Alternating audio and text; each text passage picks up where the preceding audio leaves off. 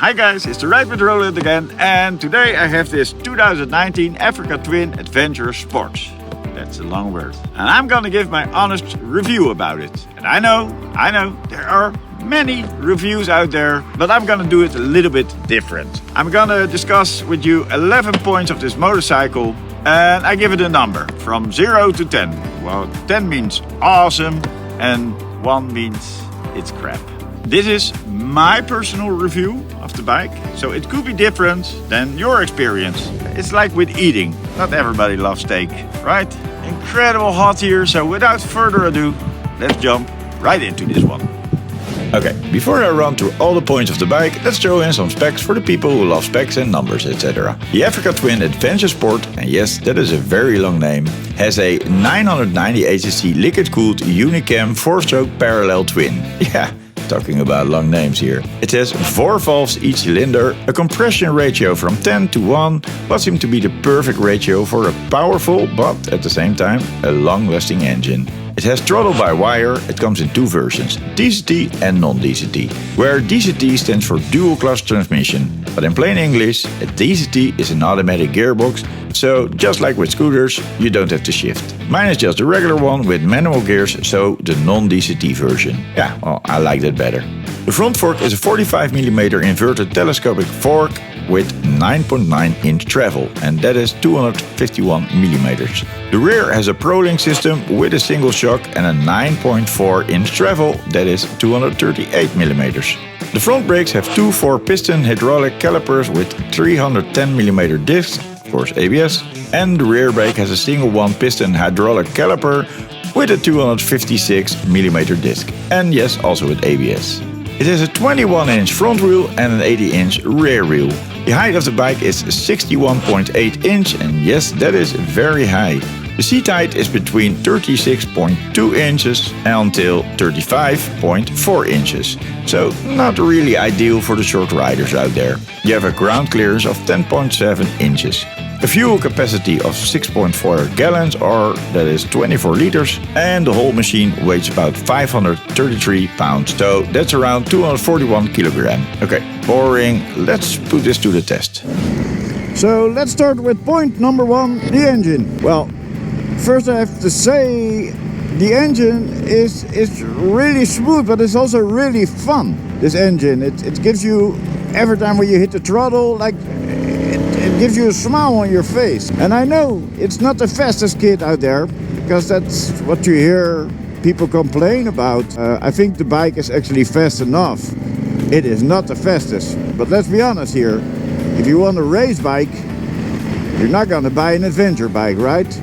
So the question is, does it have enough power? I can guarantee you this is more than enough power. I know the 2021 models have a bit more power than the 2019 model, but never ever did I once got the feeling that I had not enough power.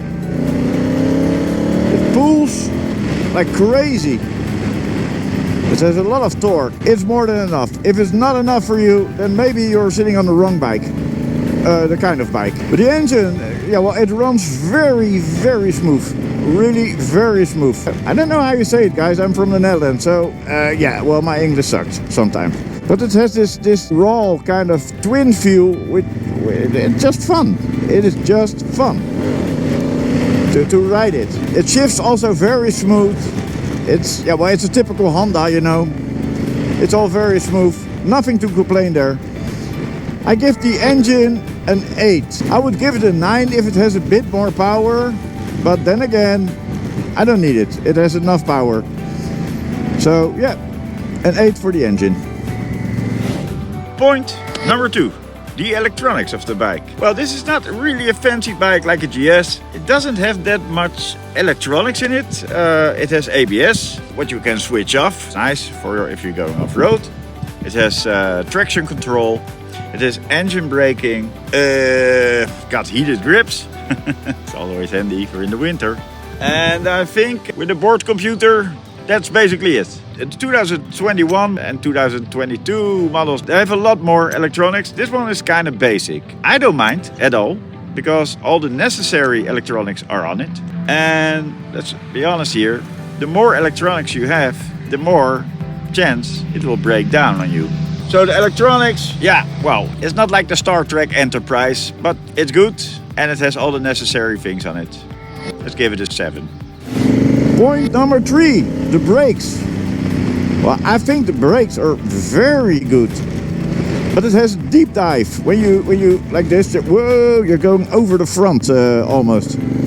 But you don't need to put much pressure. Just 2 fingers and a light touch and it will dive as crazy. The feel of the brakes is very good. You can actually have a good feel of how much you're braking. And you don't need much effort to make it a really tight stop. So the brakes, yeah, I give it a 9. They're actually that good. Let's talk about point number 4, the comfort. Well, I think this is a very comfortable bike. The seat is actually not so bad. It's between soft and hard. I think it's pretty good. The suspension, of course, is very soft, so that makes it also very comfortable. Overall, I would call this a very comfortable ride. Yes. I think this is a bike where you could do a pretty long rides with. I did also. So for comfort, yeah, this is a comfort bike. In the beginning I said I would not compare it to other bikes, but yeah, I do. And if I compare it to the King out there, you know, as for comfort, I think this one is even a little bit more comfortable, I have to say. Yeah. But I guess that's because of the suspension. Comfort, let's give it an 8. Point number 5, the suspension.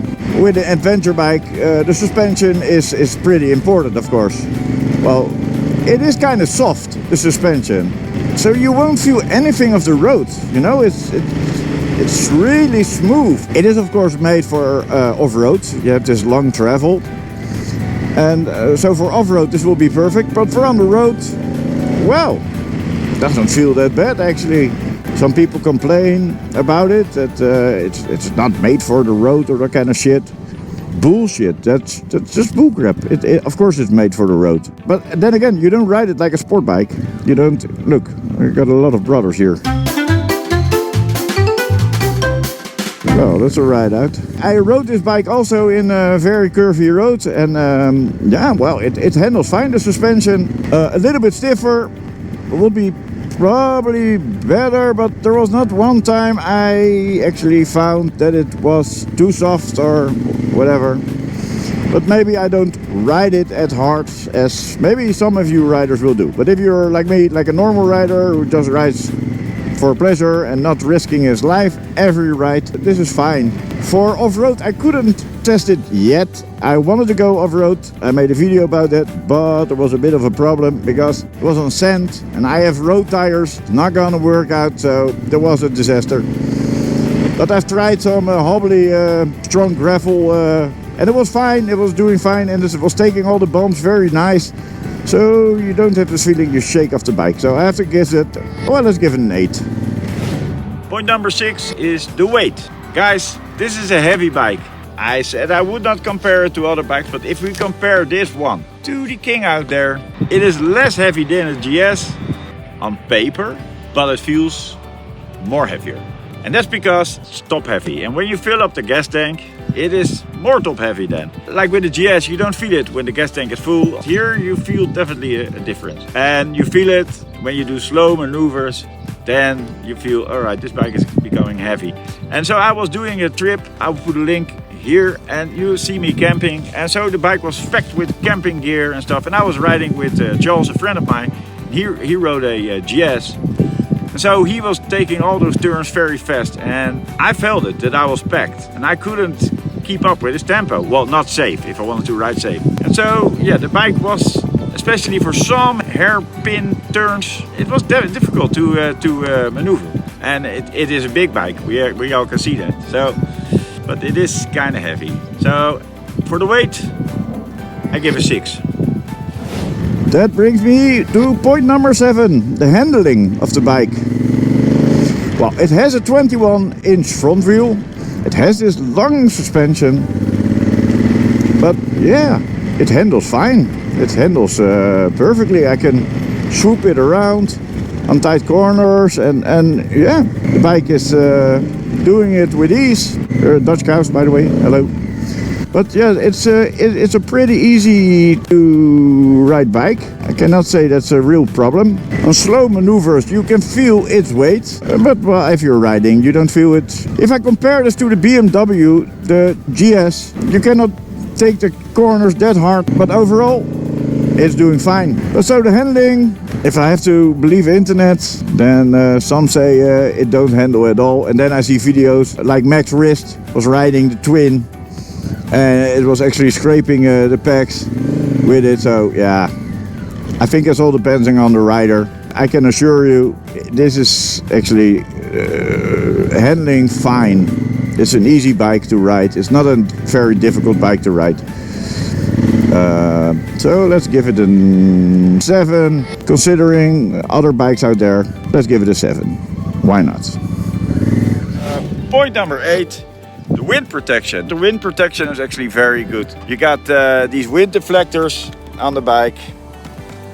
You got the windshield, which is actually very good. You got this enormous tank on the side of the bike. Wind protection, it's good. I can compare it with a GS. I think it's even better than a GS. So wind protection, an 8. Let's go to point number 9. That's a difficult word for me. So try it. The reliability. Yes, well, it is a Honda. And let's be honest here. What on earth can go wrong with a Honda? Those bikes are just made to run. I didn't have, of course, nothing with the bike, but yeah, I would be really surprised if I had something with the bike already now. If that's your concern when buying a bike, trust me, just buy it. Honda has a very good reputation as it comes to reliability. I was searching on the internet forums also for problems with this Africa Twin. Nah man, there's not really much I could find. Of course, every bike sometimes has some problems, but with the Honda, it doesn't get any better than this. A lot of people on bicycles, by the way, here. This is Holland, the land of the bicycles. The reliability, I gave it a 9.5. That is really high, and I don't think you can get it higher than 9.5, because then would be bike was never gonna break down, and that's of course impossible.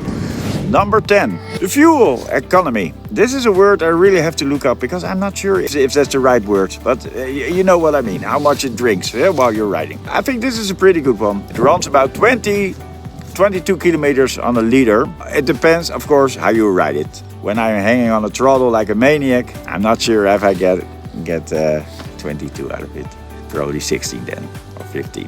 But if you ride it a little bit normal, like on a highway, etc., then yeah, 20, 22, no problem there. More than expensive here in the Netherlands. 250, by the way, 250 1 liter. The fuel usage is a thing these days because of those high prices. So for the fuel economy, I have to give it let's give it a 9, because that's actually very good. Good job, Honda.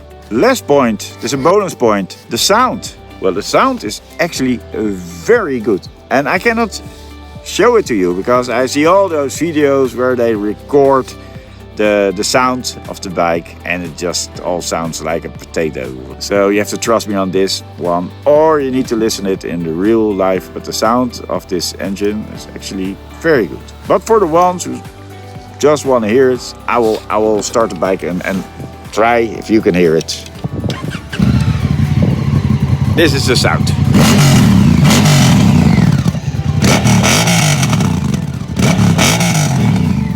Kinda aggressive sound.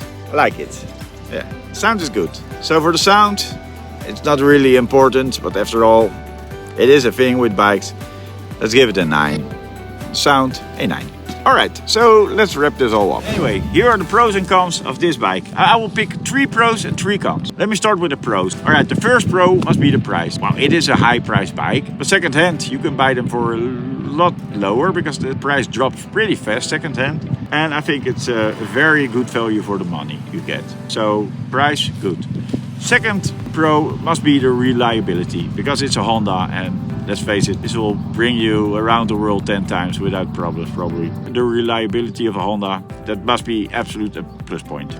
The third pro is the looks. I like the looks of this bike, but of course they can be different for everybody else. But I dig the looks. It looks kind of aggressive, big, like like you're just coming out of Africa with dust in your mouth. Rah! No, I like the looks, and it's a bit more original than you know who. So let's talk about the 3 biggest cons of this bike. What I think are the biggest cons. The first one is it is very high and it's very heavy. Well, of course it's made for that because it's made for off-road. But in the end, it's high and it's heavy. And yeah, for me, it is a bit of a con. The second con, it don't have tubeless tires. And it's like 2022, man. And I know some people will say, yes, but off-road it's better and blah, blah, blah. I don't know. I change tires with tubes and it's just not fun to do. So the new model don't have tubes anymore. The 2019 model has tubes. It's not a big problem, but if you're changing the tires yourself like I do, then yeah, it's a bit of work. Con number 3 is if you want to go off-road with this bike, you need to do a lot of stuff to make it off-road proof. Because the crash bars of Honda, the stock crash bars, what comes with the Adventure Sports, they are not really that good. So if you crash down, it probably can break your tank. So I've got the different crash bars on it, and I did a lot of modifications to the bike. And I will make a video about that also. But the con is, when you take it out of the factory, be careful with going off-road and trying your skills there, because you can end up with a very broken bike. You need to do a lot of work, and then it's a fantastic bike. So for who is this bike? I think this is a good bike if you don't want to spend the full amount of money. You want to have a bike which has great reliability, great looks. I think this is the one then for you. But just make sure you have a few legs under your body. Thank you, and I see you all next time. Ride safe.